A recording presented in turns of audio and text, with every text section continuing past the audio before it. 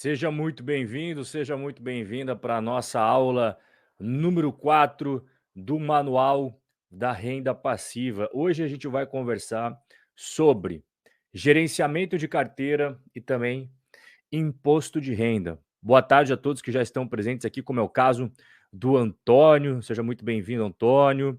Ao Sam, boa tarde a todos vocês que estão aqui ao vivo e a rapaziada que vai assistir depois gravado. Bom, vamos começar então a nossa aula falando aqui sobre o que a gente acabou de aprender nas últimas, inclusive, né? Porque tá tudo interligado. O que a gente vai ver hoje, a formação de carteira. Não tem como a gente falar de formação de carteira sem antes estudar os investimentos. Então a gente estudou várias fontes de renda passiva. Você viu como é que funciona a LCA, LCI, CRA e CRI. Lembra dos CRAs? Quem compra os CRAs? Os FIAGROS. Quem compra os CRIs? Os fundos imobiliários de papel. Você, como investidor pessoa física, pode também comprar LCA, LCI através das corretoras, das instituições financeiras. Também nós vimos as debêntures, que fazem parte aí do programa de debêntures incentivadas, que possui isenção de imposto de renda. E esses são os investimentos que estão por trás de cada um desses que você acabou de ver na tela anterior. Então, os FIAGROS compram CRAS, os FIINFRAs compram debêntures incentivadas, os fundos imobiliários de tijolos, eles têm os imóveis propriamente dito dentro da sua carteira e os fundos imobiliários de papel compram CRIs. E a gente estudou na aula anterior, né, como é que faz para analisar um CRI. Está muito parecido com a análise de um CRA. Debenture também não é tão diferente assim. Na aula 2 a gente viu como é que analisa os fundos imobiliários de tijolos e na aula 3 como é que analisa CRIs, que são comprados pelos fundos de papel, CRAs, que são comprados pelos FIAGROS, e debêntures, que são comprados pelos FIINFRAs. Esses 4 que você está vendo são as principais fontes de renda passiva mensal, isenta de imposto de renda e que faz parte de uma estratégia que preza pela renda passiva. Tá? Isso que você está vendo na tela, vou colocar rapidamente em tela cheia. Obrigado aí pela equipe confirmando que a imagem está ok, o som está ok. Muito obrigado, viu? Olha, aqui você está vendo, vou colocar rapidamente em tela cheia, a nossa carteira. Aqui são os investimentos que nós analisamos, né? Tem as aulas sobre esses fundos imobiliários, você acompanha a carteira há bastante tempo. Essa é a composição atual da nossa carteira. Você percebe que, com exceção desse investimento em Tesouro Selic, você está vendo aqui grandão, ó, à sua esquerda no canto superior, com 18%, isso daqui é Tesouro Selic. É um fundo da XP que não cobra taxa de administração, isso daqui é importante ressaltar, que compra Tesouro Selic. Né? Aqui a gente tem também 1% na Inco Investimentos, né, que também é uma forma de renda fixa. Claro que ela é muito mais arriscada do que você investir no Tesouro Selic. Agora, quando você pega FIAGROS, FIINFRAs, fundos imobiliários de papel, de tijolo, você veja que está bem divididinho. Você não tem nenhuma grande exposição. Um fundo imobiliário que a gente colocou 20%. Não, nada disso. A pizza é bem divididinha para evitar justamente correr riscos desnecessários. Né? Então, esses são os fundos imobiliários que nós temos na nossa carteira. Eu vou até colocar de uma forma mais fácil a visualização para você, que é esses mesmos investimentos que você está vendo dentro de cada um dos respectivos segmentos. Então, ó, aqui são os investimentos individuais, beleza?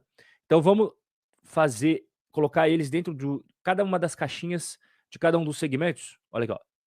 Então, atualmente nós temos aí quase 20% renda fixa, temos 14% FIAGROS, 12% em fundos imobiliários de escritórios, 15% em FIINFRAs, 15% também em galpões logísticos, 12% em papel imobiliário e 13% em shopping. É claro que com a oscilação do mercado, isso daqui sempre vai mudar, mas o nosso objetivo é pré-determinado e daqui a pouco a gente vai ver como é que faz para você decidir o seu dentro de cada classe de ativo. E toda vez que tem uma classe de ativo que está muito para trás, a gente acaba comprando ele. Então, por exemplo, aqui, ó, o que a gente poderia comprar no nosso próximo aporte, seguindo a lógica da nossa diversificação? O que está mais para trás aqui? São papéis imobiliários e escritórios. E toda vez que fica para trás, seguindo a nossa estratégia, é importante ressaltar, significa que aquela classe ela acabou desvalorizando nos últimos tempos na bolsa. Então, quando a gente segue a nossa estratégia, nós somos obrigados a sempre comprar ativos de qualidade que estão se desvalorizando. Ou seja, o objetivo do investidor não é sempre aquele negócio de comprar mais barato. comprar com desconto? Pois então, a nossa estratégia obriga a gente a sempre comprar aquilo que está para trás.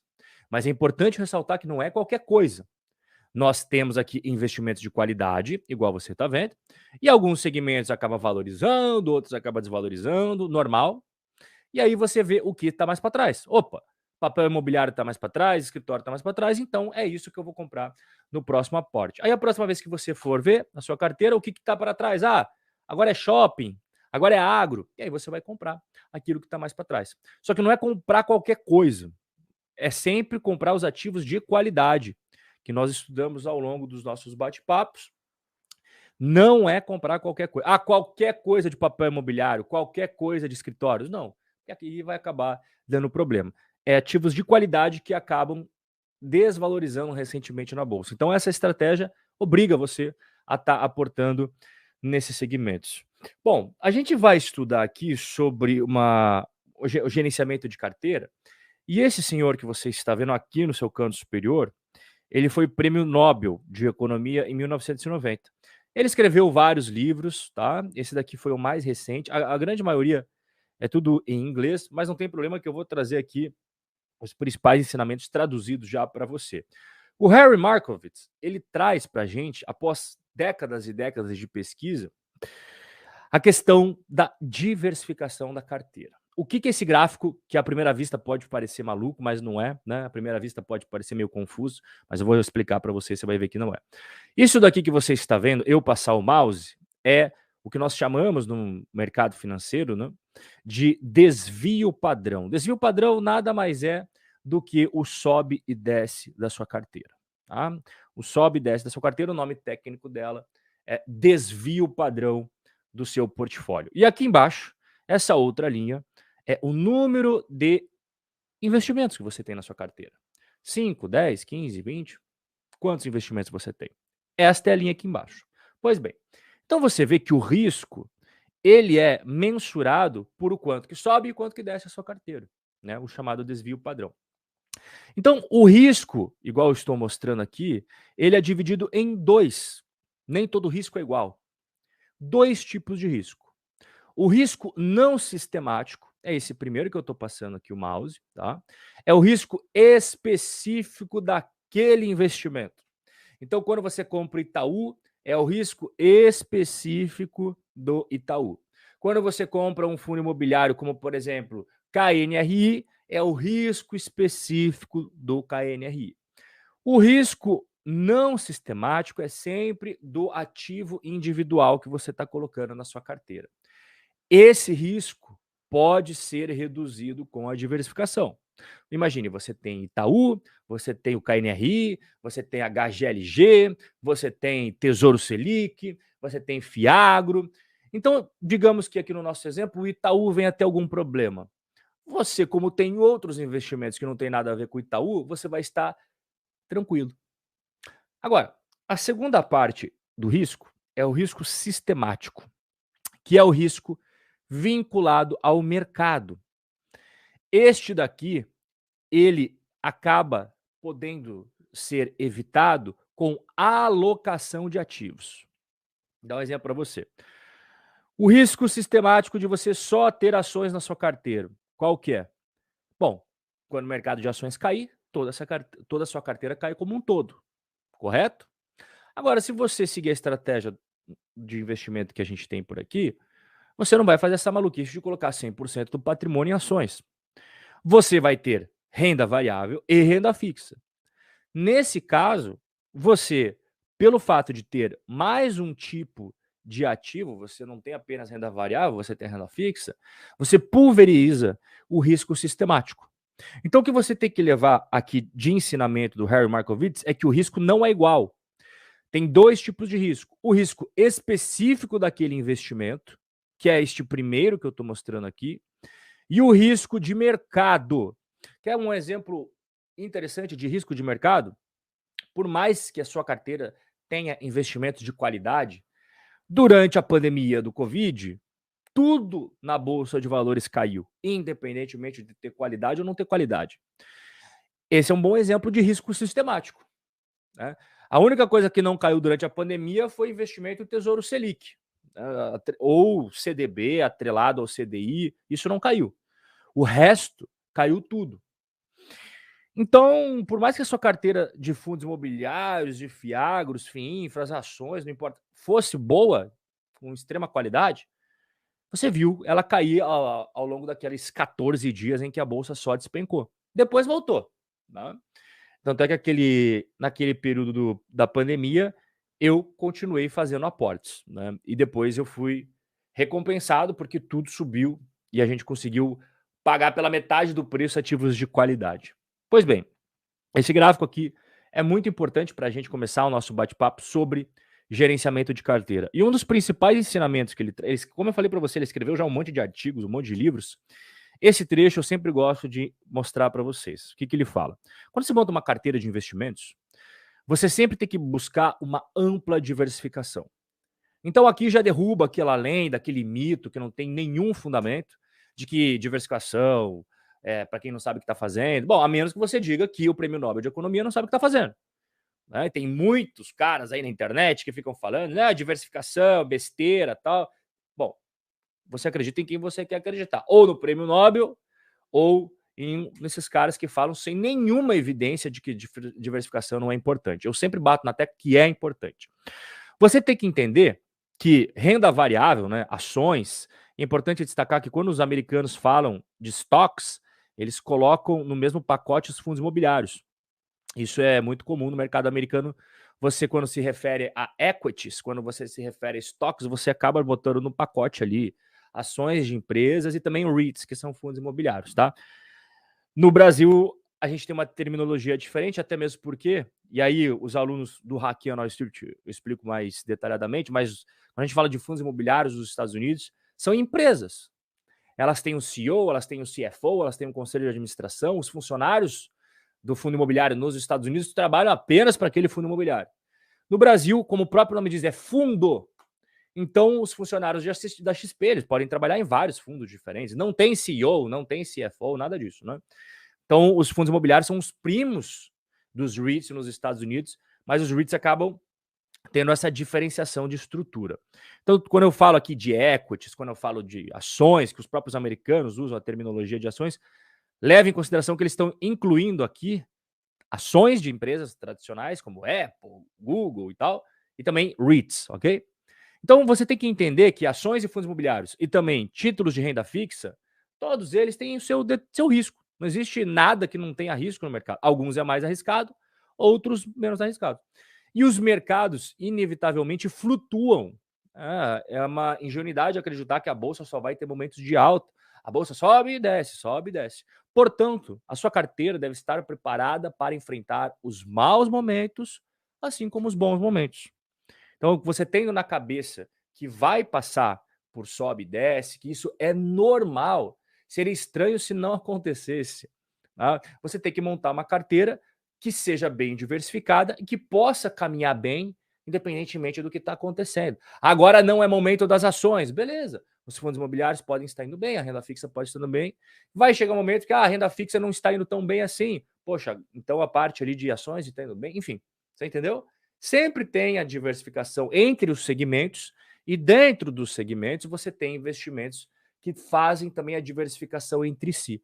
Igual eu acabei de explicar, risco sistemático e risco não sistemático. Outro grande professor que a gente tem que trazer aqui para o nosso debate é o David Swensen, igual você está vendo aí na tela. Ele já faleceu, mas o período que ele esteve comandando os fundos de investimento da Universidade de Yale, ele realmente foi soberano. Assim, ele transformou um fundo num dos maiores do mundo, graças à estratégia que a gente vai ver aqui, que não é nenhuma estratégia que envolve letras gregas, equações mirabolantes, nada disso. Nada disso, tá? Ele escreveu 2 livros antes dele falecer, são esses 2 que você está vendo na tela. São livros que eu recomendo para quem já tem um pouco mais de experiência, porque a linguagem dele não é tão simples assim. E eu acredito que não tenha tradução para o português, tá? Eu li os 2 em inglês, então é uma linguagem mais pesada e tal, mas eu vou trazer aqui também para você os principais ensinamentos. Bom, como eu expliquei, né, ele já faleceu, ele faleceu em 2021, e ao longo da maior parte da vida dele, ele foi gestor de investimentos da Universidade de Yale, igual você está vendo aí nas imagens. Bom, o que que o David Swensen nos ensinou? Ao diversificar, você obtém a redução do risco sem a diminuição do retorno. Então, mais uma vez, aquela lenda, né, que se você diversificar demais, você vai perder a rentabilidade. Aqui, mais um cara, né, outro cara que tem aí moral para falar, David Swensen. Ele, além de ser professor, além de ele ter credibilidade da Yale University, ele era gestor, ele tinha skin in the game. Ele mesmo fazia os investimentos na universidade. E ele está falando exatamente que diversificar é importante e não diminui a sua rentabilidade. Isso é balela, ok?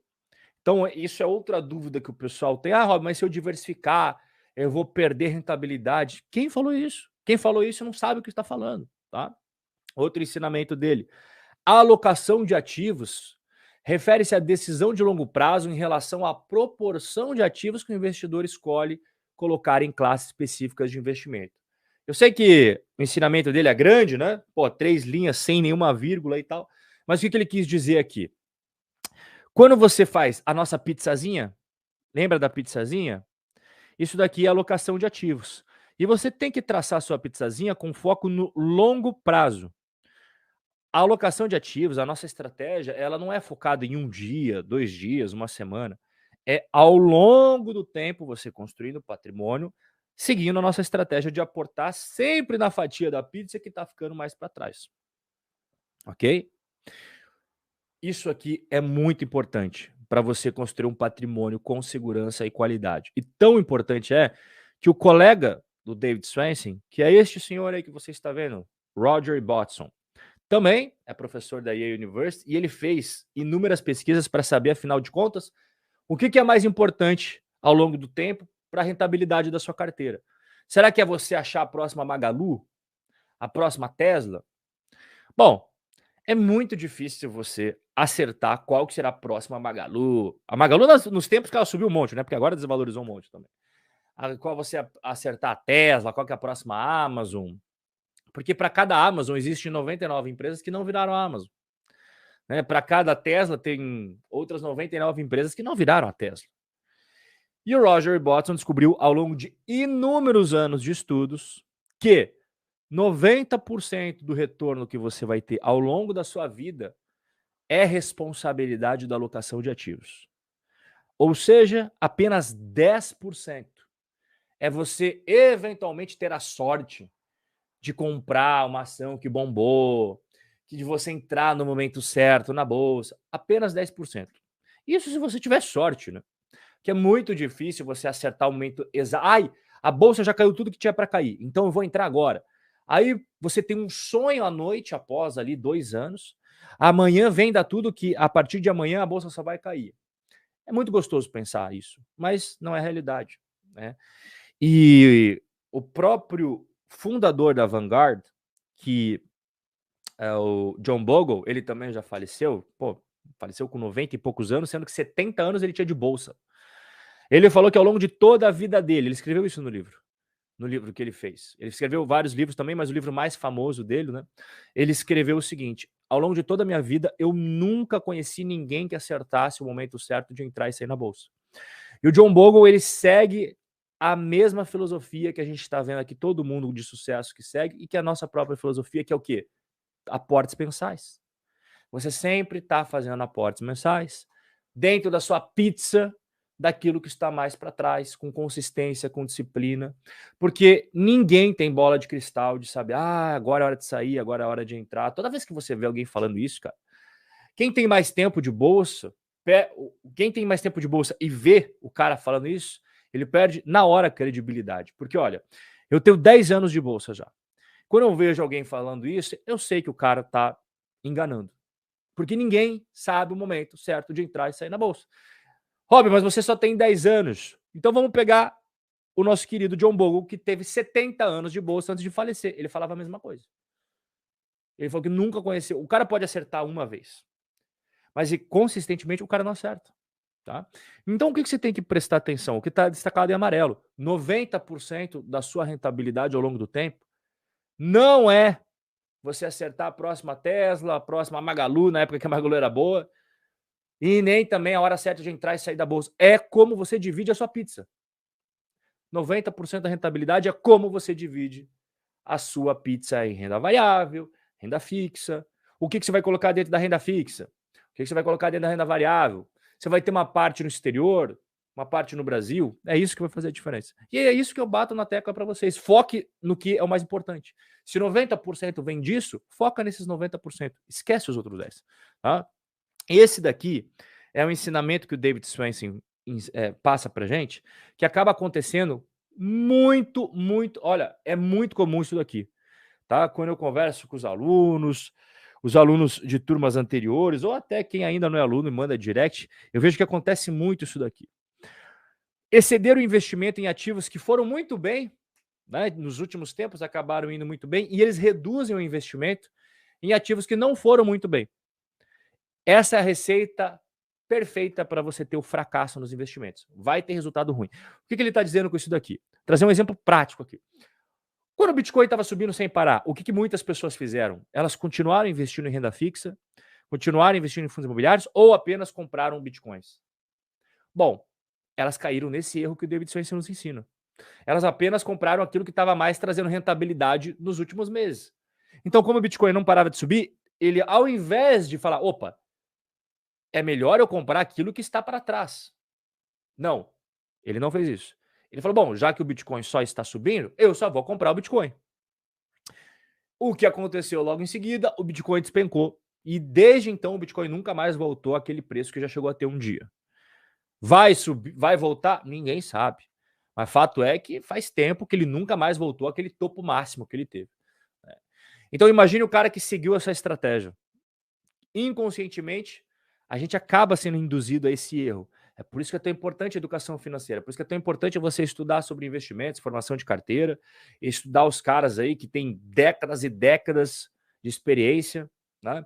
E eu posso afirmar, esses 10 anos aí que eu tenho de bolsa, é exatamente isso que acontece com muitas pessoas.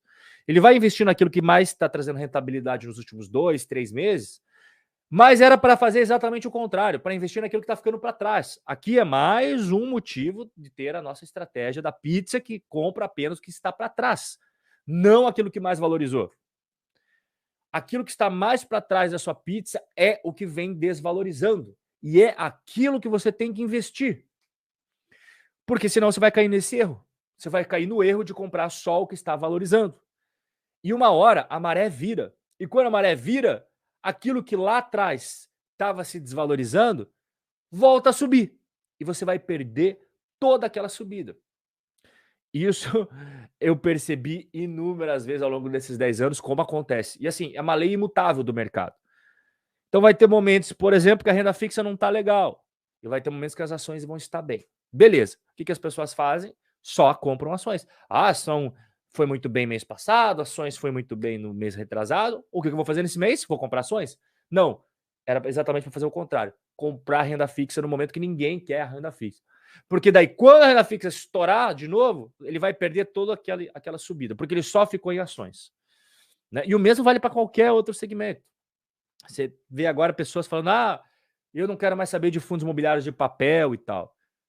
Pois é nesses momentos que você tem que plantar suas sementes para colher no futuro. Mas fique tranquilo, porque se você seguir estratégia, não tem como você se desviar e cair nesse viés, nessa armadilha aí. Tá? Porque com a pizza, que é o que a gente segue, a nossa estratégia ali, você definiu que você, por exemplo, vai ter 20% em fundos imobiliários de papel. Agora, você dá uma olhada ali, está 13%. Você vai comprar fundos imobiliários de papel. Mesmo que todo mundo aí por fora esteja falando, não, mas não sei o que lá, não é a hora, veja só, agora é a hora de comprar esse investimento da moda, você vai e segue a estratégia. Aí daqui a 6 meses, daqui a um ano, quando os fundos imobiliários de papel derem aquela pancada para cima de novo, você vai se dar bem. E aquele cara que acabou cometendo esse erro vai falar, putz, a vida, e agora, o que eu faço, né? Minha carteira desvalorizou um monte, eu não tinha nenhum investimento para contrabalancear. Eu era adepto daquele negócio que diversificação é besteira. outro cara aqui para o nosso bate-papo. A gente está preenchendo as cadeiras aqui com grandes professores, grandes mentores. É este senhor que você está vendo à sua esquerda, que é o Ray Dalio. Ele é de outra universidade, ele é de Harvard, né? Ele fez MBA em Harvard faz tempo, hein? 1973, pra você ver como o cara tem experiência. Tá, até hoje, ele é investidor. Ele traz um conceito que eu também gosto demais, porque tudo que a gente está falando até agora está tudo interconectado. Tudo está interconectado. Que é a carteira para todas as estações. Então, esse negócio que eu estava falando para você, de ter momentos bons, momentos ruins, é o que ele traduz na carteira para todas as estações. Nós não temos verão, outono, inverno, primavera. Sempre é assim. O ciclo sempre se repete. Verão, tá todo mundo feliz, faceiro na praia, calorão, tal. Quem é esperto utiliza o verão, claro, para aproveitar, descansar, mas também para se preparar para o inverno, porque o inverno chega. Gostando ou não do inverno, ele chega. Todo ano acontece o período de frio, né? As árvores vão perder as folhas, vai ter climas complicados, tempestades, nevoeiro, chuva de granizo, enfim. Então, o cara que é inteligente sabe que isso vai acontecer cedo ou tarde, ele não fica bravo com a natureza, ele se prepara. E é a mesma coisa que você tem que ter na cabeça como investidor. Você não pode ficar bravo, a bolsa está caindo, os fundos imobiliários caíram, não sei o que lá. Isso é como a natureza. Vai acontecer, gostando ou não. Cedo ou tarde, tem quedas, tem crises, tem crashes, faz parte. Em 10 anos que eu estou na bolsa, eu já passei por inúmeras crises e quedas e não sei o que lá. Eu perdi as contas já do Circuit Breakers, porque se for somar a época do... A gente teve a época lá do Joesley Day. Não sei se você lembra, faz tempo isso. O cara da JBS resolveu mostrar um áudio do Temer e não sei o que lá. Bom, Circuit Breaker na bolsa. O que é Circuit Breaker? É quando o negócio derrete em questão de minutos. E eles têm que acionar uma trava, porque se deixar, a bolsa vai a zero. De tão desesperada que a galera fica. Então eles acionam o Circuit Breaker. Interrompem as negociações. E se depois voltar as negociações e continuar caindo, aciona de novo. Isso aconteceu também na pandemia. Mas na pandemia era direto. Era Circuit Breaker atrás de Circuit Breaker. Tá? E a gente também eu já também peguei outras crises pesadas que a bolsa só caía. Na época que estava tendo passeatas no Brasil e a Dilma estava balançando, aí teve votação do impeachment e não sei o que lá. Teve a época da greve dos caminhoneiros. Cara, olha, eu perdi as contas já de quantos momentos bons e ruins tiveram ao mesmo tempo. Existem fases maravilhosas.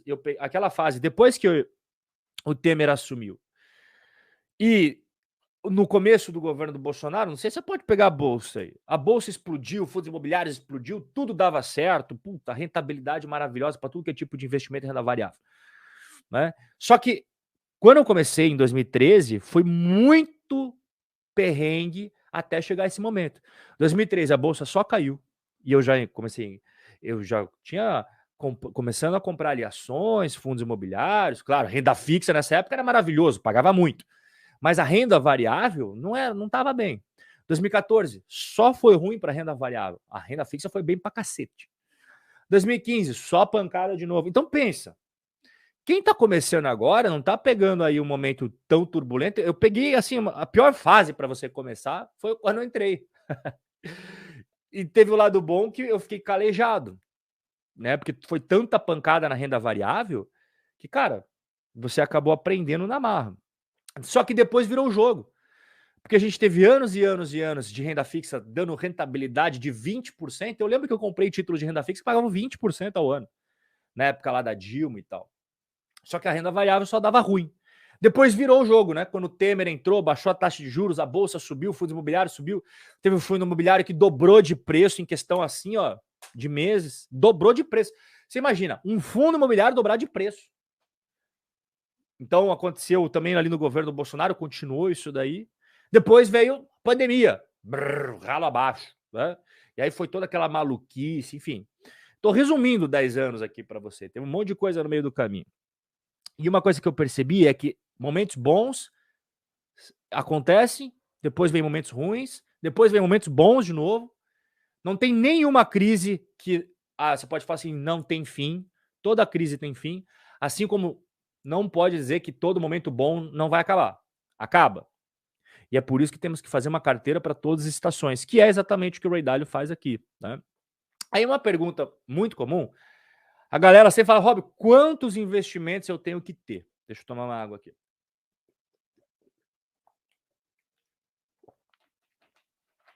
Quantos investimentos que eu tenho que ter? Olha,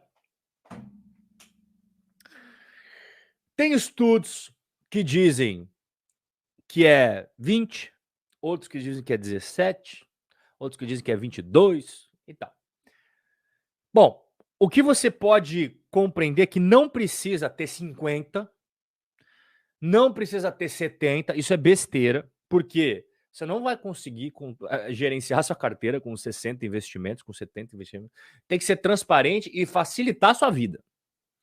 E outra coisa que eu tenho os estudos aqui, mas é que como eles são mais avançados, acho que não faz sentido, eu vou simplificar para você. O que eles descobriram? Que a partir de um número de investimento, você não ganha benefícios da diversificação. Por exemplo, uma carteira igual o Ray Dalio está falando, 15 investimentos, cara, tá excelente já. Tá excelente. Mas você veja que ele fala não correlacionados. O que, que é isso? Que não tem relação entre si. Já vou explicar melhor. Aí vem o cara com 70 investimentos. Não significa que ele vai estar ganhando um grande benefício em relação ao cara que tem 15. Porque existe um momento em que quanto mais investimentos você coloca, não significa que proporcionalmente você vai ter mais segurança. Eu vou até mostrar no gráfico isso que eu estou falando. Aqui, ó, que você vai entender bem. Deixa eu voltar. Aqui, ó. Você está vendo essa linha? Essa linha é o número de investimentos. Então, é claro, você tem um investimento, porra, o risco está lá nas alturas. Aí, quando você tem 2, já cai um pouquinho. Aí você tem 3, já cai um pouquinho. 4, cai um pouquinho. Tá entendendo? 5, 6. Só que você percebe que chega um momento que não vai fazer diferença mais o quanto você coloca? Você tá vendo aqui, ó, que chega um momento que a linha aqui, ela acaba meio que ficando quase uma reta. Então, aqui no comecinho é 1, 2, 3, 4, 5, 6, 7, 8, 9, 10. Chega ali a partir dos 15, dos 20, você atingiu o grau excelente de diversificação, cara. Porque você botar 70, 80 não vai fazer diferença. Não vai fazer diferença. Tá? Bom, esse é o desenho que ilustra exatamente isso que o nosso queridíssimo Ray Dalio está nos contando. Então, quando você tem ali 15 investimentos não correlacionados, que não têm relação entre si, você reduz o seu risco em 80% e você aumenta a relação retorno-risco em um fator de 5. O que é investimento não correlacionado? Imagina o seguinte aqui, ó. Você falou, pô, eu assisti às aulas do Rob e eu entendi a importância da diversificação. Então agora o que eu vou fazer? Eu vou comprar Itaú, Bradesco, Santander, Banco do Brasil, XP, BTG, B3. Opa, pera lá. Você falou aqui uma pancada, meia dúzia, 10 ações que são todas do setor financeiro. Ah, Rob, mas você não falou que de 10 a 15 investimentos? Não, mas espera lá, você só botou setor financeiro. Você não está fazendo uma diversificação com investimentos não correlacionados. É tudo farinha do mesmo saco. É tudo instituição financeira.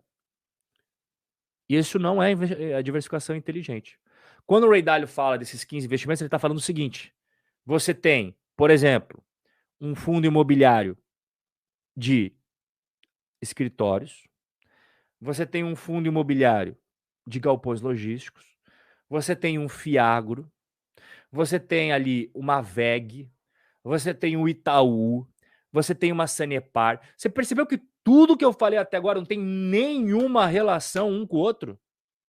Isso é um investimento não correlacionado. Tá?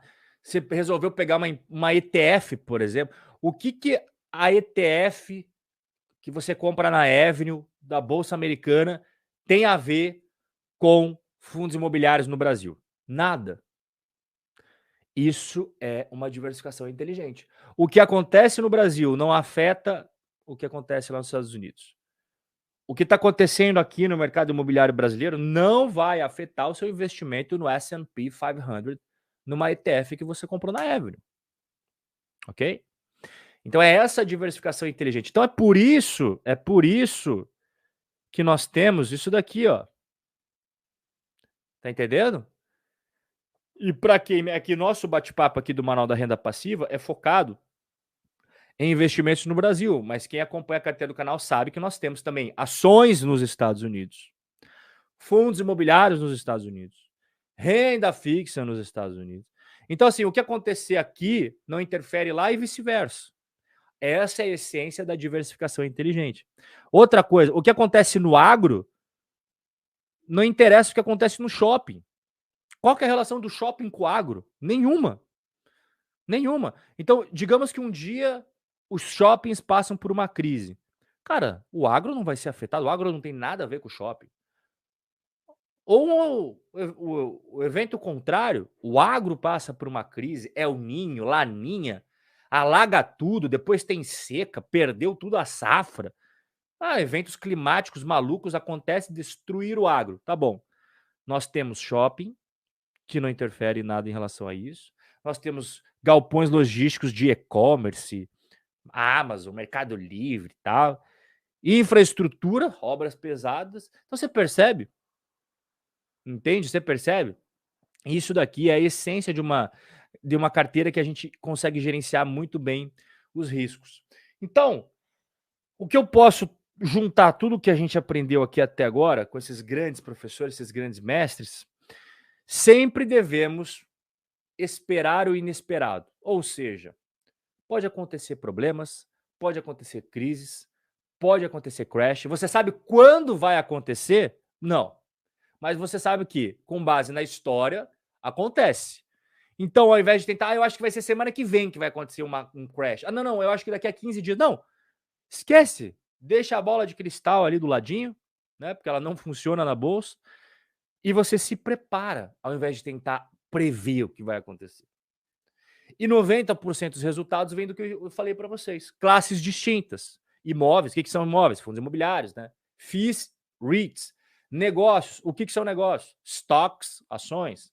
Renda fixa. Bom, renda fixa não preciso explicar. Né?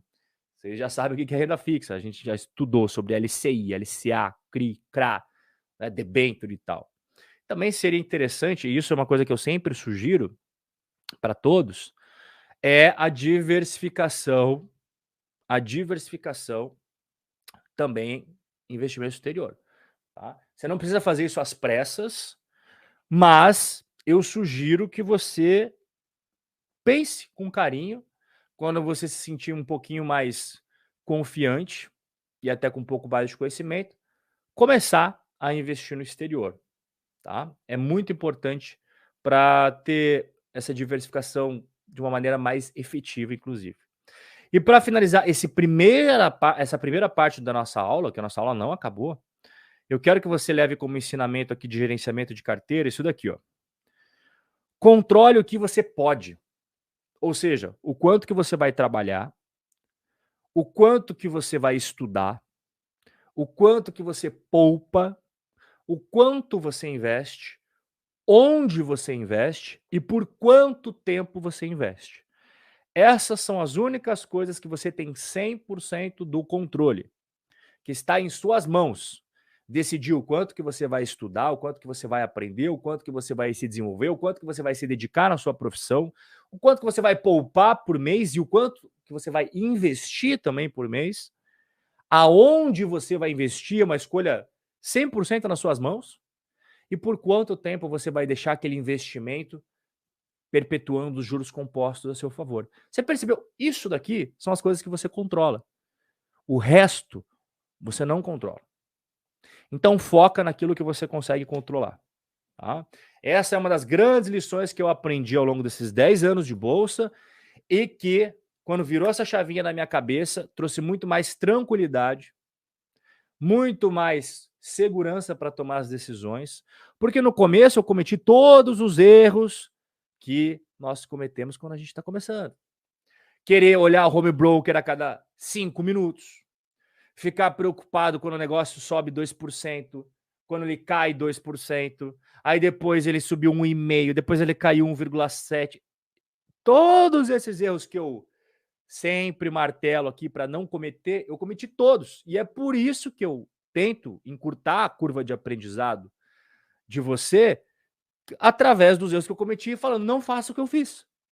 Porque é uma tremenda perda de tempo. Depois que passa o tempo, que você aprende, você fica mais sábio, mais experiente, você tenta passar para quem está começando agora para não cometer os mesmos erros, encurtar a curva de aprendizado. Então, assim, home broker, por exemplo. Quantas vezes eu abro no mês home broker? Uma vez. Mas antes eu abria a cada 5 minutos. Qual dos dois que me traz mais resultado, mais tranquilidade? Abrir uma vez por mês. Por quê? Porque se você abrir a cada 5 minutos, uma hora você vai ver as coisas subindo, outra hora você vai ver caindo. Uma hora subindo, uma hora. Isso não faz bem para sua cabeça. Agora, você abrir uma vez por mês, você vai abrir, vai ver como é que está lá a sua carteira, o seu patrimônio, vai ver os aplicativos de controle que você tem, aonde que eu tenho que investir, você faz o investimento, fecha e vai viver a sua vida. No começo, eu não fazia isso. E era uma tremenda perda de tempo e energia. Tremenda perda de tempo. Então eu falo pro pessoal, olha, vou passar aqui o que funciona para mim. Abre uma vez por mês. Isso evita de você tomar decisões burras. Porque às vezes o investimento é bom, só que como ele está caindo 1, 2, 3 dias, você vende porque você está vendo todo dia ele caindo lá. Só que no longo prazo é um excelente investimento, mas você não teve paciência, você ficou toda hora querendo saber a cotação, e aí faz besteira. Eu já cometi isso, então eu tenho que mostrar para os outros não cometer também. Sem encontrar uma série de outras coisas que a gente vai aprendendo ao longo do tempo. IPOs, via de regra, são péssimos investimentos. Assim, 99% das vezes é péssimo investimento. Péssimo investimento. Coisa da modinha, sabe aquela coisa que tá todo mundo agora falando? Geralmente é péssimo investimento também. Eu vou dar um exemplo, até fiz uma live disso quando estava na moda. As empresas de cannabis, que teve um momento aí que a empresa de cannabis vai estourar de ganhar dinheiro. Eu resolvi fazer uma live de tanta pergunta que eu recebi sobre investir em cannabis, né, na bolsa americana. E aí eu mostrei que eu não ia investir porque as empresas de cannabis só davam prejuízo. Só que o hype era tão grande que um monte de gente estava botando dinheiro por causa do hype. Porque o influenciador tal falou e outro tá fazendo também, eu não posso ficar de fora. Beleza. Eu não entrei. E eu fiz a live falando, ó, pessoal, vou deixar claro o que eu penso. Vamos ver as empresas por trás aí que vocês estão querendo comprar, mas a decisão final é sua, a responsabilidade é sua. Quem aperta o botão do home broker não sou eu, é você. Eu só vou trazer aqui as informações para você tomar a melhor decisão possível. E aí mostrei as empresas de cannabis quebradas, elas vendiam isso daqui, ó, receita isso daqui, despesa isso daqui, dívida, fluxo de caixa negativo. O que significa isso, né? A empresa, ela gasta mais dinheiro do que entra dinheiro no caixa no dia a dia das operações. Então, assim, péssimo investimento. Só que estava no hype. Bom, eu lembro que as cotações dessas empresas que estavam no hype fizeram isso aqui, ó. Assim, derreteram. 70%, 80%, 90%. Fico feliz daqueles que assistiram essa live e acabaram não cometendo esse equívoco, né? Agora, deu uns espirros aí, tá subindo de novo um pouquinho, mas perto de tudo que perdeu, vai ter que subir muito mais para recuperar. E esse é outro exemplo, coisa da modinha, né? É você se guiar também por coisa que aparece de gente famosa falando, né? Gente famosa falando. Cara, você tem que ter o bom senso de. Beleza, você pode escutar as dicas dessas pessoas famosas e tal, mas você sempre tem que pesquisar depois para ver se é aquilo mesmo que eles falaram, né? Ah, o fulano de tal falou que tal ação é maravilhosa, tal. Você nunca sabe exatamente qual que é o interesse dele falar sobre aquela ação específica. Dá uma olhada nos resultados, né? E olha, via de regra, quando pega uma empresa sumida, que ninguém fala, e botam no hype, é muito estranho. No mínimo é muito estranho. Porque você vai ver o resultado, empresa endividada, empresa perdendo receita, prejuízos. Você fala, nossa, será que eu investiria num negócio desse aqui? Se ninguém tivesse falado nada, eu investiria meu dinheiro? Provavelmente não. Mas como alguém muito famoso falou, aí você acaba confundindo, né? a personalidade com o investimento, enfim, isso também é receita para ter prejuízo. E eu falo isso porque eu, no começo, segui pessoas famosas, lá atrás, quando eu estava começando, e perdi dinheiro assim também. Então, o que eu falo para vocês são os erros que eu mesmo cometi. Falo, cuidado, cuidado. E depois que eu aprendi a analisar a empresa, analisar ações, fundos imobiliários, fui ganhando mais sabedoria, mais experiência, eu nunca mais investi porque um fulano famoso falou tal coisa, nunca mais. Você pode até pegar a ideia desses caras e ver se é aquilo mesmo que eles falaram. Via de regra não é. Via de regra não é, tá? Vou até aproveitar tudo que a gente conversou nesses primeiros 45 minutos para vocês ficarem à vontade de fazerem a primeira leva de perguntas antes da gente passar para o próximo tema aqui.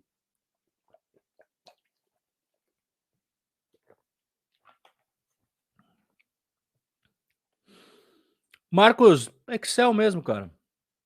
Não é aplicativo não, é o bom e velho Excel. Inclusive, foi disponibilizado no grupo de suporte, Marcos, uma planilha que foi inclusive uma ex-aluna que fez. Ela fez uma planilha bem legal, que é uma planilha intuitiva e fácil de usar, com as principais informações que tem que saber. O quanto que é, inclusive, uma planilha feita de acordo com a nossa estratégia, que assim, quanto que é meu objetivo nesse investimento? É 10%. Quanto que eu estou com ele agora? Com base no valor que você inseriu lá, né? Estou com 8%. Quanto que eu preciso aportar para chegar no meu objetivo? É bem legal a planilha, tá no grupo de suporte. Eu publiquei ela essa semana. Foi feita por uma ex-aluna com base na nossa própria estratégia. Bom, além da pergunta do Marcos, não chegou mais nenhuma aqui. Eu acredito que não deva ter mais nenhum. Vou esperar mais, é que às vezes dá um delayzinho, né? Só vou tomar mais um gole de água. Se não chegar mais nenhuma, eu continuo tocando o barco aqui.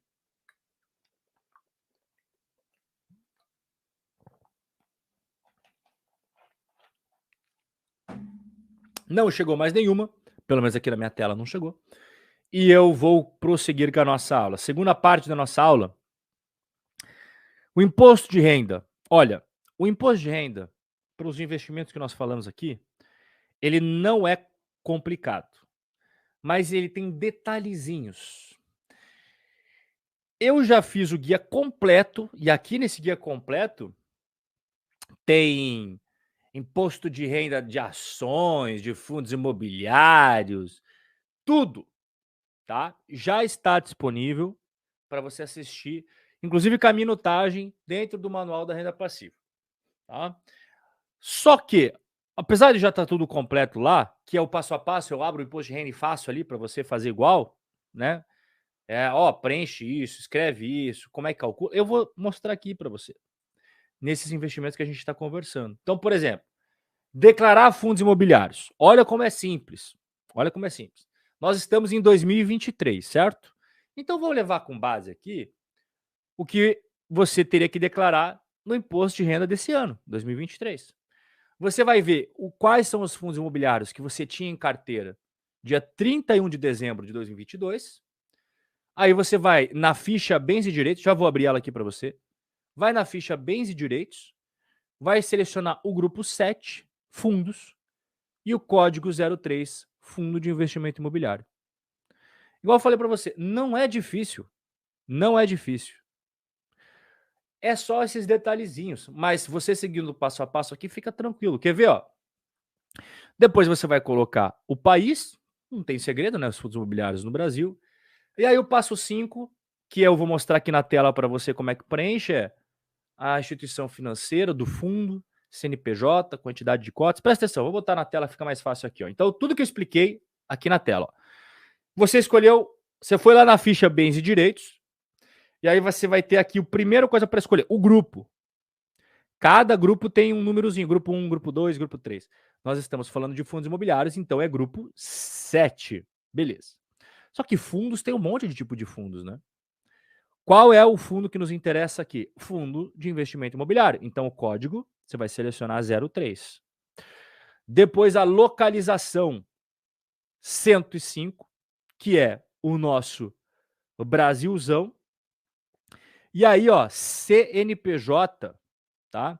CNPJ da instituição administradora. que vem naquelas cartinhas. Antes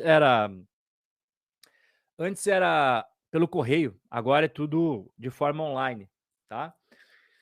Mas a cada ano eu acho que fica mais simples até chegar essas coisas pelo correio, você baixar direto no site, pelo correio não, perdão, pelo e-mail, ou baixar pelo site da instituição, até não ter que esperar a cartinha, você já pode fazer ali, né? Porque a cartinha tinha vezes que demorava para chegar, né? Você sabe como é que funciona o correio. Então você preenche aqui o CNPJ, beleza? Que vem essa informação para você nessa cartinha em PDF que você vai receber pelo seu e-mail ou no site da XP.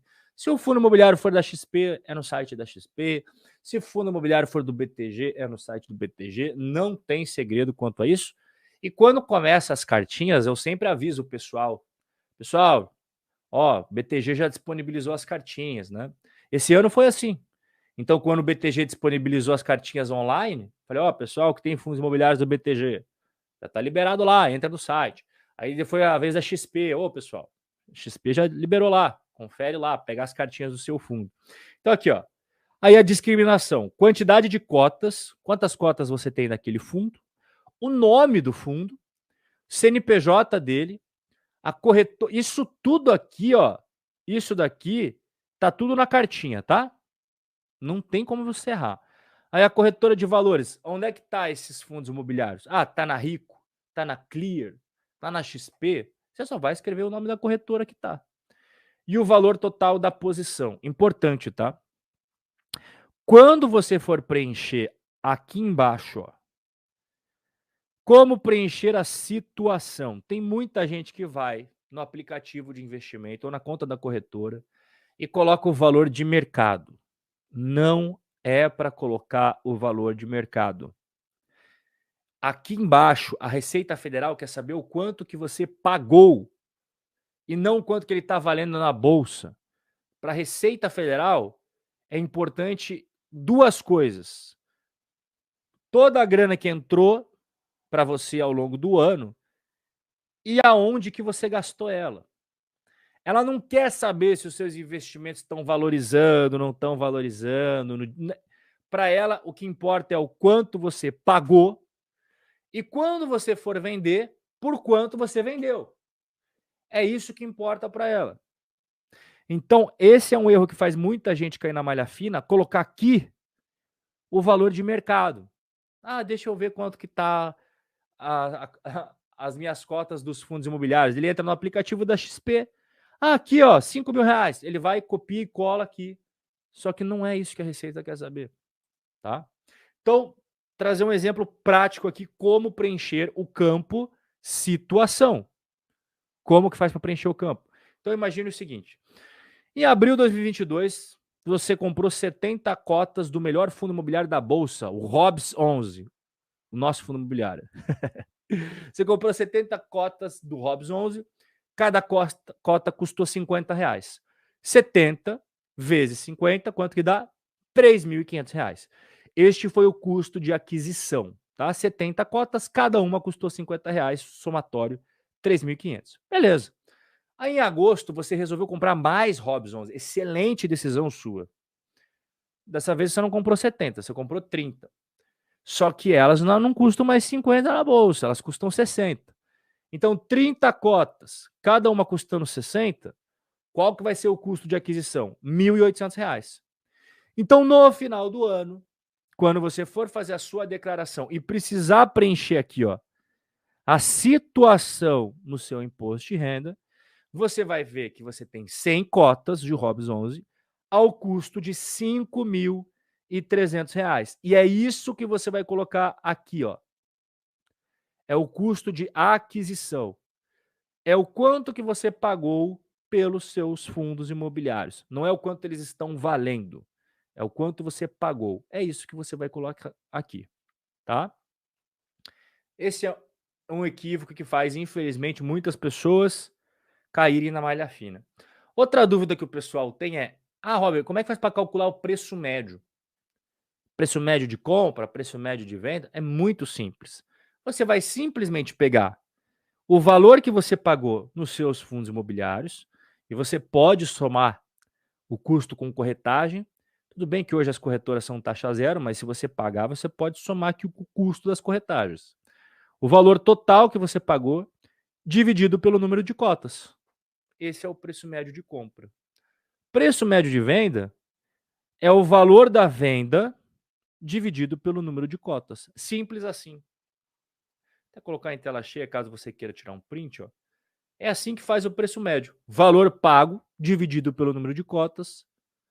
E se for preço médio de venda, o valor da venda dividida pelo número de cotas. Tá? Não tem segredo. Igual eu falei, não é difícil. É só um monte de regrinha. Então vamos ver na prática aqui como que seria o nosso preço médio do nosso caso. Você lembra que a gente acabou de ver o nosso caso lá? Você tinha 100 cotas de Hobbs 11 e pagou 5.300 por ela. Então, seguindo ali o que eu ensinei, é o valor pago dividido pelo número de cotas. Ou seja, 5.300, que é o custo de aquisição, dividido pelo número total de cotas que nós temos, que é 100 cotas de Hobbs 11. Portanto, seu preço médio de compra para cada uma dessas cotas Hobbs 11 é R$ 53. Lembra que na primeira vez você pegou a R$ 50 70 cotas, depois você pegou a R$ 60 30 cotas? Aqui cada uma te custou 50, aqui cada uma custou 60. Mas qual que é o preço médio de toda a sua posição, o preço médio de compra? Não é nem 50 e nem 60. O valor correto é R$ 53, tá? Esse é o preço médio de compra. É assim que faz para calcular o preço médio. Bom, e se você for vender os fundos imobiliários? Olha, vender os fundos imobiliários não tem segredo também, mas tem um detalhezinho extra aqui. Então você lembra que no nosso caso, nós paramos aqui nessa terceira linha, né? A gente tinha 100 cotas de Hobbs 11, compramos cotas em abril, em agosto. Aí chegou novembro, resolvemos vender tudo. Eu cansei de Hobbs 11, eu vou vender. Tá bom, vamos vender. E aí, então, novembro de 2022, o cara vendeu 100 cotas de Hobbs 11, cada uma R$ 65 na bolsa. E quanto que foi o valor da venda? R$ 6.500. Então, agora a gente vai fazer o seguinte. A fórmula para calcular o imposto é o preço da venda, ou seja, R$ 6.500, igual eu estou mostrando aqui, ó, R$ 6.500 foi o preço da venda. Então, 6.500 menos o preço de compra. Quanto que foi o preço de compra? 5.300. Então, 6.500 da venda menos 5.300 da compra dá R$ 1.200. Aqui é importante ressaltar o seguinte: não existe isenção para ganhos de capital em fundos imobiliários. A isenção é para rendimentos, é para dividendos. Aquilo que você ganha todo mês é isento de imposto. Mas se você começar a fazer operação de trade, que é isso que eu acabei de explicar na tela, né? Compra e venda, se você vender com lucro, tem a tributação. Quanto que é a tributação? É 20% sobre o lucro. Não é sobre a operação total. Você não vai pagar 20% sobre 6.500. Você vai pagar 20% sobre 1.200, que foi o seu lucro. Lembra? Você vendeu a 6.500 e você pagou 5.300. Então, você teve um lucro de R$ 1.000, R$ 1.200. Sobre esses R$ 1.200, você paga 20% para o governo brasileiro. Tá bom? Mais uns detalhes importantes. Você tem que pagar esse imposto até o último dia do mês seguinte. Então, no nosso caso, quando que ele vendeu? Ele vendeu em novembro, né? Então, ele teria até o último dia útil de dezembro de 2022 para emitir a DARF, que eu já vou mostrar aqui para você, e pagar o imposto. Rob, o que acontece se eu esquecer? Cara, uma hora você vai ter que emitir essa DARF, né?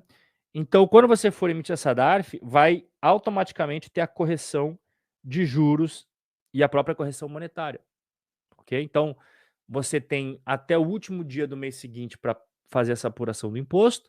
Se você esquecer, vai somando juros para a Receita Federal, correção monetária e tal. Aí a conta vai ficando mais salgadinha. Nos fundos imobiliários, não tem diferenciação entre day trade, que é comprar e vender no mesmo dia, e swing trade, que é você comprar num dia e vender no outro. Independentemente de você comprar e vender no mesmo dia ou comprar e vender daqui a 3 meses, todas as negociações com lucro são tributadas em 20%.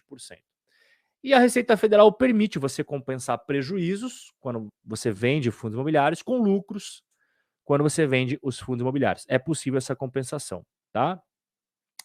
Rob, como é que faz para emitir a DARF? Eu tive um lucro lá, vou emitir a DARF. Basta você digitar no Google Sicalc Web, igual tá na tela para você. Digita no Google Sicalc Web DARF. O que é isso? É o sistema de cálculo da própria Receita Federal para você emitir a sua DARF online. DARF é a sigla para Documento de Arrecadação de Receitas Federais. Tá? Então, você bota no Google Sicalc Web, vai abrir a página, uma página bem tranquila, bem simples. Aqui está ela, inclusive. Tá? Deixa eu botar em tela cheia para você conseguir ver melhor. Eu sei que ficou pequenininho, né? Vou botar em tela cheia, olha só. Ó, o Sicalc, que eu falei para você. Tá vendo ali que eu deixei destacado em amarelo? Geração e impressão do DARF, preenchimento rápido. É esse que você vai clicar. Simples assim. Aí vai abrir essa telinha. Aí você vai preencher o seu CPF, claro, né? Você vai pagar imposto, a Receita precisa saber qual que é a pessoa que está recolhendo esse imposto. E a sua data de nascimento. Perfeito. Aí o próximo passo, você vai acessar ali o campo Código da Receita e selecionar o código 6015. O que é 6015? É os ganhos e operações na bolsa. No menu de renda variável, você vai selecionar a opção fundos de investimento imobiliário. O valor principal, você vai colocar o lucro que você obteve, presta atenção. No campo valor principal, você vai informar o lucro obtido e depois é só imprimir a DARF para você realizar o pagamento. Então vamos botar aqui, ó, igual tudo que eu falei. Então aqui em cima, você vai botar ali o código 6015, que é o código de imposto de renda para operações na bolsa, tá? Aí na data de consolidação, o que é a data de consolidação? É o mês seguinte à venda. Então, no nosso caso, o cara vendeu em novembro, vai colocar ali o mês de dezembro, tá? O período de apuração é o mês que efetivamente ocorreu a venda. Então, quando eu preenchi essa DARF, eu vendi aqui, ó, em abril de 2022. Então, o período de apuração, 4 de 2022. Data de consolidação, mês seguinte, data que estava preenchendo a DARF, dia 25 de maio de 2022. Até quando que você tem para pagar? Lembra que é o último dia do mês seguinte? Então, até o dia 31 de maio de 2022. E aqui embaixo, você vai preencher com o valor do imposto de renda devido, que eu já expliquei para você como é que calcula. É 20% sobre o lucro, não é 20% sobre a operação. Então, no nosso caso, a gente teve uma venda de R$ 6.500, mas o lucro foi R$ 1.200. Então, é 20% sobre 1.200. Isso que você tem que recolher de imposto de renda. E daí vai sair um negócio assim, ó. Tá? É aí que vai sair para você fazer o pagamento da fatia do governo para o ganho de capital. Essa daqui é a DARF feitinha, pronta para você fazer o pagamento. Bom, você já viu como é que é a questão dos ganhos de capital, né? Como que declara os fundos imobiliários em bens e direitos e também quando você vende com lucro, o que você tem que fazer? Não tem isenção na hora de você vender as cotas. A isenção é para os rendimentos. E os rendimentos, apesar deles serem isentos, você tem que declarar para a Receita. Você não vai pagar imposto sobre eles. São duas coisas diferentes. Declarar não significa pagar. Declarar significa você informar para a Receita que aquele dinheiro entrou na sua conta. Não significa que você vai ter que pagar. Então, todo o dinheiro que entra dos fundos imobiliários, você tem que informar para a Receita Federal. Mas não significa que você vai pagar imposto, afinal de contas, eles são isentos. E o mesmo vale para FIAGROS, para FIINFRAS. Você não paga imposto sobre eles. Mas eles precisam ser declarados. Então, você vai pegar o seu imposto de renda, na ficha rendimentos isentos e não tributáveis, e você vai selecionar o código 26, porque não tem código ainda dentro do imposto de renda para fundos imobiliários na parte de rendimentos. Então você seleciona o código 26, que é outros. Você vai escrever lá quem que é o titular do investimento, que é você, CNPJ do fundo imobiliário, nome da fonte pagadora, de acordo com o informe de rendimentos que você vai receber no seu e-mail, e o valor dos rendimentos que também vai estar constando nesse informe de rendimentos que você recebe pelo e-mail.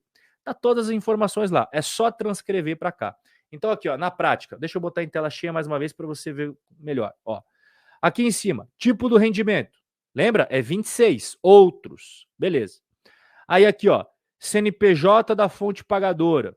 Essa informaçãozinha vem na cartinha online, na cartinha pelo seu e-mail. Nome da fonte pagadora. Aqui no caso, eu preenchi que era o RB, capital, renda, fundo de investimento imobiliário. Descrição. O que a Receita quer saber? Da onde que é essa grana? O que se refere a essa grana? Rendimentos em fundos imobiliários. Quanto que você recebeu ao longo do ano? Nesse caso, foi R$ 812,01. É isso. Rob, a parte do rendimento é isso? É isso. É isso daqui. Então, igual eu falei para você, não é difícil. A questão é que são detalhezinhos, detalhezinhos, detalhezinhos, detalhezinhos, e isso enche o saco. Né? Mas se você seguir o passo a passo que eu estou ensinando aqui e que também já está disponibilizado lá no módulo, dentro do Manual da Renda Passiva tem o módulo de imposto de renda, que é eu fazendo tudo isso que eu estou mostrando aqui em tempo real, cara, não tem como você errar. Não é difícil o imposto de renda, só é chato de fazer, beleza? Ah, uma coisa importante, tá? Quando você paga a DARF, você também precisa declarar ela quando você for fazer o imposto de renda a cada ano. Então eu expliquei para você como é que faz para você emitir uma DARF e pagar ela. Mas você também tem que declarar. Então, não basta apenas pagar a DARF, tem que declarar o que você fez. Então, você vai na ficha renda variável, você vai até a aba de operações de fundo de investimento imobiliário e vai inserir os lucros e prejuízos realizados a cada mês. E o que você pagou de DARF tem que ser informado no campo imposto pago, que é tudo que está aqui na tela. Então, ó, tá vendo aqui em cima? Operações, deixa eu botar em tela cheia para você ver, ó. Aqui no canto esquerdo, você vai clicar em operações, fundos de investimento imobiliário. E aí vai abrir essa tela, essa telinha aqui, que vai ter janeiro, fevereiro, março, abril e assim por diante. Tá? Então, o que você vai fazer aqui? Ó? Você vai preencher o lucro ou prejuízo que você teve a cada mês. Então, aqui, tá vendo que está escrito assim, resultado líquido do mês? Então, você vai ver, vai preencher quanto que deu o resultado líquido em janeiro, em fevereiro, em março. Eu espero que você não tenha muito trabalho aqui, porque a nossa estratégia não envolve ficar comprando e vendendo toda hora. Isso daqui é para você ter que vender só quando o fundo imobiliário ficar ruim e não fizer mais sentido para você, tá? Porque a nossa estratégia não envolve esse negócio de ficar fazendo trade, compra e vende, porque é o maior trabalheiro, né? Como você está vendo. Né? É só vender realmente na necessidade, tá? E aí você vai preencher aqui, ó, na última coluna, o imposto que você pagou nas DARFs daquele mês. Beleza? É isso. Então, como eu falei, não é difícil, mas tem detalhezinhos. Eu até vou pedir para você tirar print desse guia de bolso, que esse guia eu fiz para os alunos. Imposto de renda que incide toda vez que for vender alguma coisa. Então, você veja, ações brasileiras, ações americanas, fundos imobiliários brasileiros, BDRs, REITs, ETFs, cada um tem a sua regra, né? Cada um tem a sua regra. Então, você tira print, esse guia de bolso de imposto de renda, você sempre vai saber, é isento, não é isento, quanto que eu tenho que pagar de imposto, quando você for fazer venda de qualquer investimento. Então, essa tabelinha vai te ajudar para você nunca ser pego de calças curtas e sempre tem à mão ela aí para te ajudar na hora de você tirar suas dúvidas, né? Ah, tem investimento que você sabe que não tem que pagar, tem investimento que tem que pagar, e aí? Né? Qual que tem que pagar, qual que não tem que pagar? Essa tabelinha tira essa dúvida de letra. Beleza? Bom, principais motivos para cair na malha fina. Olha, em 2021, 869 mil pessoas caíram na malha fina. Principal motivo, omissão de rendimentos. O cara não informa para a Receita tudo efetivamente que ele ganhou. Então, quando a Receita pega, e está cada vez mais fácil de pegar, né? Cara, com a tecnologia, o cruzamento de dados, é mais e mais difícil o cara conseguir omitir rendimentos. E é o principal motivo para cair na malha fina. Às vezes, essa omissão de rendimentos aqui é até por declarar errado, né? O cara esquece de declarar algum rendimento de fundo imobiliário, algum rendimento que ele teve, vendeu ações na bolsa, esqueceu de emitir a DARF, vendeu os fundos imobiliários na bolsa com lucro, esqueceu de pagar a DARF, ou achava que não iam pegar. Isso é omissão de rendimentos. O segundo principal motivo é a falta de comprovação de dedução. Então você sabe que a Receita Federal permite você ter dedução gasto de saúde, gasto com educação, mas tem que comprovar, né? E tem muitas pessoas que não comprovam. Eles fazem a dedução lá sem comprovar. Aí a Receita chama o cara para explicar melhor, né? Esse é o segundo principal motivo. Então, omissão de rendimentos, disparado aí, principal motivo para a rapaziada cair na malha fina. Então, eu trouxe para você aqui as explicações justamente para você não fazer parte desses números, né? Vou abrir mais uma vez para perguntas e respostas. Vamos ver aqui. Já tem perguntas aqui. Fiquem à vontade para perguntar. Boa tarde, Renan. Diversificar, então, é o melhor caminho? Com certeza. Começamos, então, por fundos e futuramente devemos aderir a outros investimentos? Quando se diz fundo de ação, Renan? Eu não gosto de fundo de ação porque eles geralmente perdem para ETFs. Tá? E por que eles perdem para ETFs? Por causa do custo. Cara, tem fundo de ação no Brasil que cobra 2% de taxa de administração, mais 20% de taxa de performance, sendo que não consegue bater o Ibovespa. Aí você compra uma ETF do Ibovespa, sai mais barato e tem mais resultado. É o mesmo cenário daqueles fundos que tem nos Estados Unidos, pomposos e tal. É 2% de taxa, é performance, não sei o que lá, e não consegue bater o S&P 500. Quando eu falo de diversificação, Renan, no primeiro mês que você está começando, você não vai ter uma carteira diversificada. Porque você vai comprar, por exemplo, vai comprar ali um fundo imobiliário de galpão logístico. Pô, ótimo começo. É um setor mais perene, mais tranquilo dentro dos fundos imobiliários, um segmento mais perene. Dentro de um fundo imobiliário de galpão logístico, vai ter vários galpões logísticos. Então você já começa com uma diversificação inicial, mas ainda está longe de você atingir aquela diversificação bacana. Aí no outro mês você vai comprar, por exemplo, um Fiagro. Legal, já está melhorando a sua diversificação. Beleza? Aí no outro mês você resolveu comprar um CDB, uma LCI. É aos pouquinhos, tá, Renan? Que você vai deixando essa carteira tinindo. Não tenha pressa. Não tenha pressa. Não é em um mês, em 2 meses que você vai chegar àquela carteira que você deseja chegar. É com o passar dos meses que você vai construindo. E até te digo outra coisa, Renan. Você vai ver que com o passar do tempo vai ter alguns investimentos que você vai ver que eles não fazem mais sentido porque você lá atrás acreditava que eles eram uma coisa, foi passando o tempo, você foi ganhando mais sabedoria, mais conhecimento, mais experiência, e viu que não era exatamente o que você pensava. E tá tudo bem, isso faz parte do processo de amadurecimento do investidor. O Luan pergunta se ele tem que declarar rendimentos mesmo que sejam mínimos. Sim, Luan. Independentemente do valor que você receba de fundo imobiliário, você tem que declarar, tá? Quem investe ações, fundos imobiliários, ETFs, FIAGROS, FIINFRAS, investimento exterior, não importa. Tem que declarar. Tem que declarar. O Léo pergunta assim: Rob, é verdade que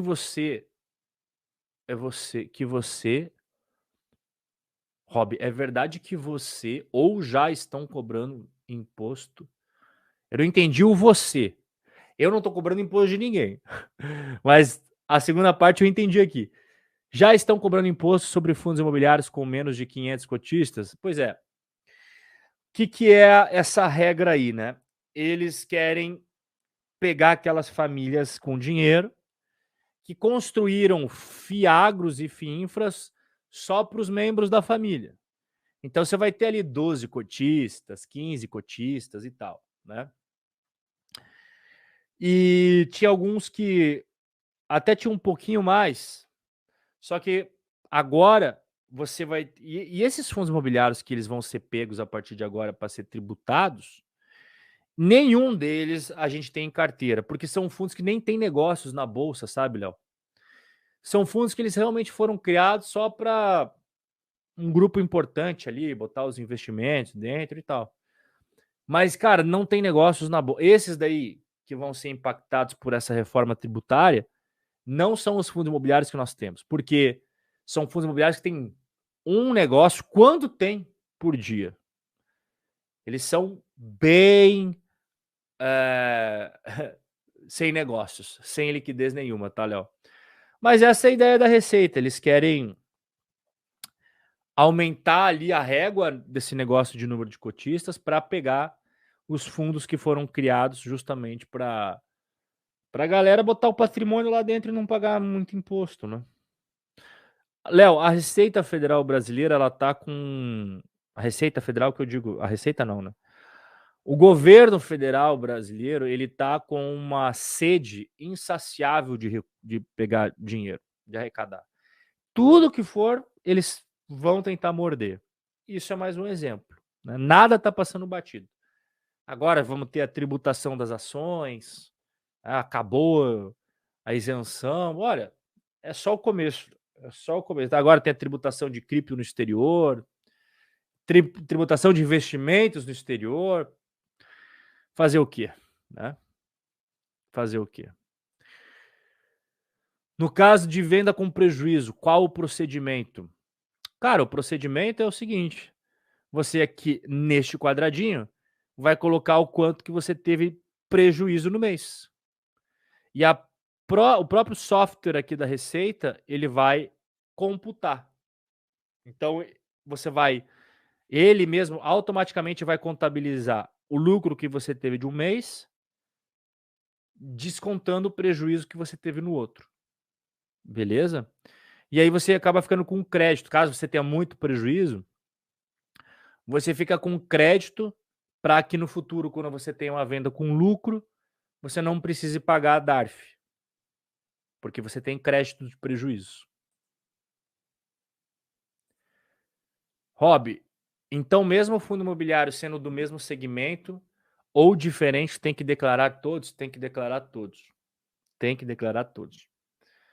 Cada um dos fundos imobiliários que você tiver, por exemplo, HGLG é um fundo imobiliário, BTLG é outro fundo imobiliário, mas eles são do mesmo segmento de galpões logísticos. Você tem que declarar cada um dos fundos imobiliários. Essa daqui o Léo já perguntou, né? Já respondi para ele. Pessoal, vocês têm mais alguma dúvida sobre gerenciamento de carteira ou imposto de renda? Fiquem à vontade, tá? Às vezes tem um delayzinho aqui, eu tô vendo os comentários, o último foi do Léo, mas tem um delayzinho de 10 segundos até a galera escrever e aparecer aqui na tela para mim. Vou esperar alguns segundinhos. Se não tiver, aí a gente encerra o nosso bate-papo. Já respondi o Luan, já respondi o Leandro, o Sam, o Léo. O que mais que nós tivemos aqui? O Renan, o Marcos.